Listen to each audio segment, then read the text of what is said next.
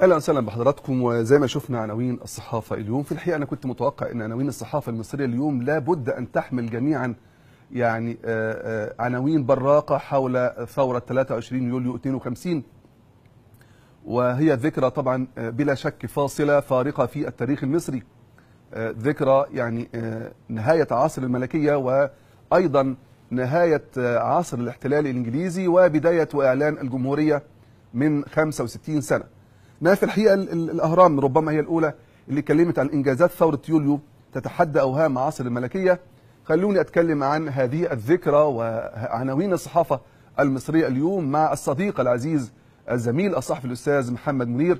استاذ محمد السلام عليكم. عليكم السلام ورحمه الله. ازيك يا استاذ احمد؟ يا مرحبا استاذ محمد.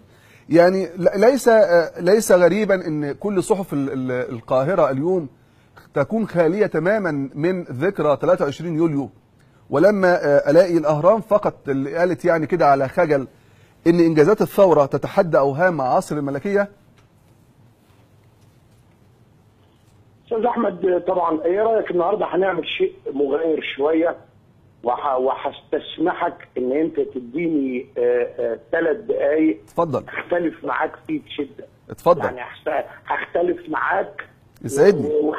بس مش عايزين نزعل مع بعض. يسعدني ابدا. ابدا. اتفضل. طيب ماشي. شوف يا صديقي، لما تقيم حدث من 65 سنه هتقيمه ككل على كل مصلحه الشعب المصري، وليس على مصلحه رؤيه او رؤيه فصيل او رؤيه جماعه. أكيد. او رؤيه خاصه منها. اكيد. ربما يكون فعلا هذا الحدث له اخطاء مع هذه الجماعه وهذا الفصيل وحقهم، ده طبيعي وانا ممكن اتفق مع ده، لكن التقييم يبقى تقييم عام مش خاص بده. تمام.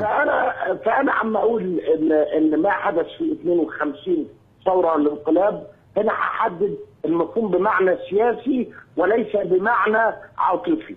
نعم. المعنى السياسي بيقول عندما تحول النظام من ملكيه لجمهوريه وتعمل قوانين اصلاح زراعي بعدها بكام سنه، هنا تتحول المساله من انقلاب لثوره. ولكن اذا كانت انقلاب فكان سيظل الملك محمد نجيب والملك جمال عبد الناصر.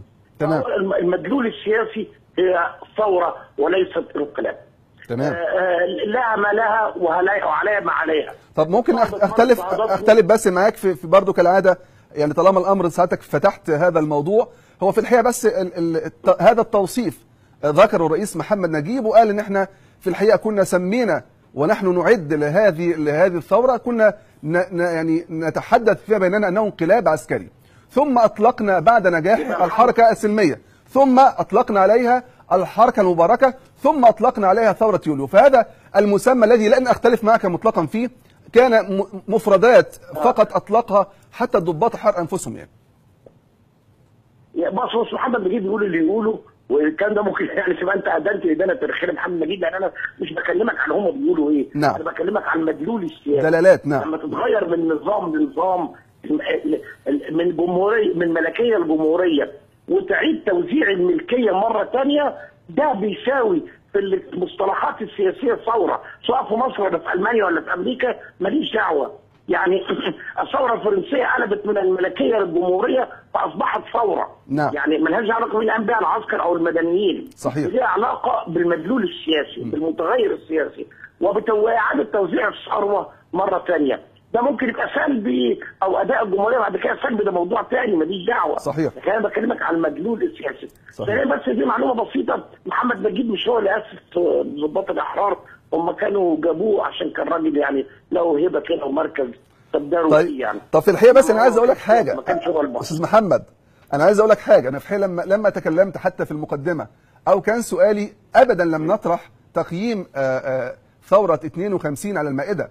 انا كان سؤال حضرتك مستغربا مندهشا لماذا خلت الصحافه المصريه اليوم من هذه الذكرى، وانت كما قلت ذكرى نقر انها ذكرى فارقه، ذكرى فاصله في التاريخ المصري. اليس من العجب اليوم ان نلاقي كل الصحف خاليه من فيما عدا الاهرام خاليه حتى من هذه الذكرى؟ لا انت كده بقى هتدخلني في واقع المضحك. طيب يعني ما انا عايز ادخل من الخلافات. تمام. خلينا بقى ما هو ما ينفعش اطلاقا انه يطلع بحدث اعلى من قيمه الجنرال اللي موجود دلوقتي. يعني والجنرال اللي موجود دلوقتي مشاكله كتيره جدا، وقيمته واحساس الجماهير بيه احساس صعب جدا نتيجه الظروف المعيشيه اللي موجوده فيها، وان كان هو يعني شايف ان ده شعب بياكل في يوم اكتر من اللي بياكله اي حد في سنه. ليه يا استاذ محمد؟ ما امبارح هو يعني رد الاعتبار لثوره يوليو ورد الاعتبار للرئيس محمد نجيب، ويعني افتتح اكبر قاعده عسكريه في الشرق الاوسط واسماها باسم محمد نجيب، اليس هذا يعد ان ثوره يوليو في قلبي وفي وجدانه؟ يا سيدي، اولا ده شغل شكلي، اثنين هو ما ردش الاعتبار لمحمد نجيب، هو حب يسيء لثوره 23 يوليو بما حدث مع محمد نجيب وبالتشنيع وباحداث خارج سياقها. عشان كده تجد ان معظم الحكايات والروايات المدسوسه على مواقع التواصل الاجتماعي وفي بعض الصحف بشكل جانبي كالسم المدسوس في عسل. كيف عذب جمال عايز، كيف عذبت الثوره محمد نجيب، كيف نفخت الثوره محمد نجيب، ازاي عيال محمد نجيب ماتوا ومشردين، وكل هذه القصص الانسانيه. ده شغل بيدبره اجهزه امن عاليه المستوى في مصر. طب استاذ محمد، برضو انا عايز انتقل معاك الى جوهر واستفيد منك من وجودك معايا ايضا المهني والصحفي. في الحقيقه انا بقول لسعادتك لا يزال سؤالي قائما: اين ثوره يوليو من الصحافه المصريه، خاصه ان السيسي ادعى انه موصول بهذه الثوره، وان ثوره 30 يونيو هي امتداد لثوره 52. يعني لماذا لم تفعل الاذرع الاعلاميه فعلتها في ان توصل الامس باليوم و52 ب 30 يونيو؟ ما هو انت يا استاذ احمد، الاعلام او الاذرع الاعلاميه القويه في مأزق. اذا تحدثت عن ثوره يوليو بعمق ستتحدث عن عداله اجتماعيه وتوزيع الثروه والى اخره، وهذه كلها امور لو اقتربت منها في هذا الوقت الان لشعرت بحرج من الموقف الان. لا تستطيع الان ان تتحدث عن مجرد الحديث عن العداله الاجتماعيه في ظل حكم السيسي هو جريمه. مجرد الحديث عن العداله الاجتماعيه هو جريمه. مجرد الحديث عن جيش وطني له دور خارج حدود مصر فهو جريمه. مجرد الحديث عن عدو ما زال يقبع في الحدود الشرقيه وهو بينشئ قاعده عند الحدود الغربيه عند ليبيا هو جريمه. وبالتالي كيف تطلب من الاعلام المصري ان يتناول ثوره 23 يوليو بعمق؟ لابد ان يتناولها بقشريه شديده جدا حتى يخرج من المأزق اللي فرض عليه الحكم والنظام الحالي. صحيح. طب يعني في الحقيقه وانا لقيت برضو النهارده جريده المصري اليوم احتفت جدا بالعداله الاجتماعيه التي يعني اسسها وارسى يعني مقاومتها الرئيس السيسي، واتكلمت على ان حفيد مبارك اللي هو عمر علاء مبارك نجح في الاختبارات الفرديه والجماعيه لناشئي الاهلي. وده بتقول الجريده في محتوى الخبر قد ايه ان ما عاد في وساطه او محسوبيه، وان عمر علاء مبارك دخل زي اي حد وتم يعني في الحقيقه اختبارات عاديه جدا جدا، ونجح الولد انه يصبح ناشئ من ناشئي النادي الاهلي. الى اي مدى تدلل الصحافه الخاصه على مثل هذه المواقف القشريه ايضا والهامشيه ايضا على العداله حتى داخل الوسط الرياضي؟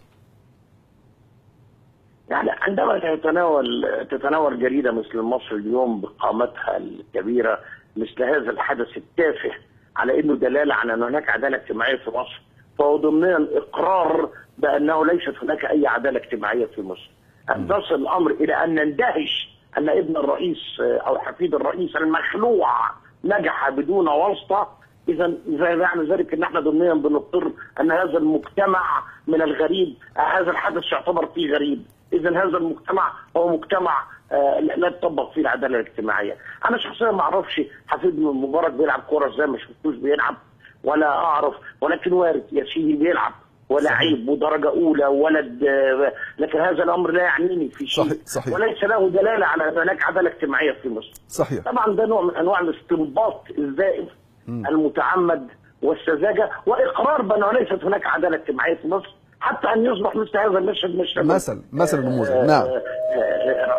طيب انا عايز انتقل الى اليوم السابع استاذ محمد، وبتبشرنا ايضا هناك توقعات الفتره القادمه، وانا الحقيقه اول ما قرات الخبر توقعات وترقبات فقلت يا مسهل يا رب. فاليوم السابت بتزف ايضا المصريين كالعاده الانجازات الحاليه، فبتقول توقعات بتعديل خط الفقر الى 800 جنيه بدلا من 482 جنيه. حقيقة اي حد يقرا ده الخبر ده ممكن هو في الوهله الاولى يقول ان في حاجه كويسه يعني، انما خلاص هم هيزيحوا خط الفقر. هم كانوا بيعتبروا اللي دخله 482 جنيه تحت خط الفقر، فدلوقتي هيزحزحوه شويه الى 800 جنيه. كل من هو دخله في الشهر 800 جنيه هيعتبر يعني الحمد لله يعني ربنا اكرمه وحصل على اصبح الان تحت خط الفقر. كيف نقرا ايضا هذا الخبر وهذه البشرى؟ حضرتك قلت تعديل خط الفقر. نعم. تعديل؟ مين المغفل اللي كتب الكلام ده؟ ومين المغفل اللي درسك ومين هو؟ مفيش حاجه اسمها تعديل خط الفقر. خط الفقر دوت ما هوش حاجه كده انت قاعد فاتح ورقه بتعدلها. الخبر يا جماعه قدامنا على الشاشه، الله يكرمكم، عايزين تاني نبرزه على الشاشه قوي. الخبر دلوقتي جنب صوره حضرتك على الشاشه. انا مصدقك. يعني توقعات بتعديل خط الفقر، يعني بيعدلوه الى 800 جنيه. لا مصدقك، مفيش حاجه اسمها تعديل خط الفقر. خط الفقر ده بيتحسب حسابات اقتصاديه معينه طبقا لمستوى معيشه الفرد ومستوى دخل ومستوى الدخل العالمي وعلاقه الدخل الفردي الدخل المحلي بالدخل الفرد في الدخل المحلي بدخل الفرد في مستويات اخرى في الدخل العالمي، وبيتحدد مستوى المعيشه وانعكاس ده على كل الاحوال الاجتماعيه والصحيه. طيب استاذ محمد، انا عايز اختم مع حضرتك ايضا بخبر هام في المصري اليوم حول حدث حقيقي وهو اضراب شامل في القدس اليوم حدادا على شهداء الجمعه. كيف ايضا للاسف الكبير فوجئنا ان الموقف الاعلامي والصحفي يعني توازى مع الموقف السياسي، وكان هناك خذلان لقضيه الاقصى، وهي قضيه طبعا مركزيه دائما وقضيه وطنيه وعروبيه واسلاميه. كيف نقرا في النهايه وكيف قرات التغطيه الاعلاميه بعيدا عن حتى الموقف السياسي لما حدث في الاقصى ويحدث حاليا؟ شوف، هذا الاعلام هو اعلام سلطه، وتغطيته ستكون انعكاس لموقف هذا النظام، وهذا لا يدهشني. ولكني اذا كنت انت تشعر بالخذلان فانا اشعر بالخذلان والمرار ليس من موقف الاعلام ولكن من موقف الشعبي المسكين الذي اصبح مجهولا ومهموما بقضاياه الداخليه، لدرجه ان في مصر اللي كانت سباقه دائما في مسانده القضيه الفلسطينيه لا يخرج منها مسيره احتجاج واحده على ما يحدث. صحيح. هذه هي المراره الحقيقيه، وهذا هو المرار الحقيقي. وانا طبعا انا لا الوم الشعب المصري، ولكن اشفق عليه واشفق على نفسي، لان احنا اصبحنا في دائره من الهموم، طاقه من الهموم جعلتنا ننشغل عن قضايا حقيقيه مثل قضيه. ان شاء الله سوف يكون كالعاده، يعني هناك هي هبه وانتفاضه قادمه لا محاله من قلمك وكلماتك. استاذ محمد عودتنا دايما على الروح وبث روح التفاؤل كالعاده، وايضا نثق ان شعبنا لن يعني يدوم طويلا في هذه الحاله. اشكرك شكرا جزيلا الزميل وصديق الاستاذ محمد منير، شكرا جزيلا لك.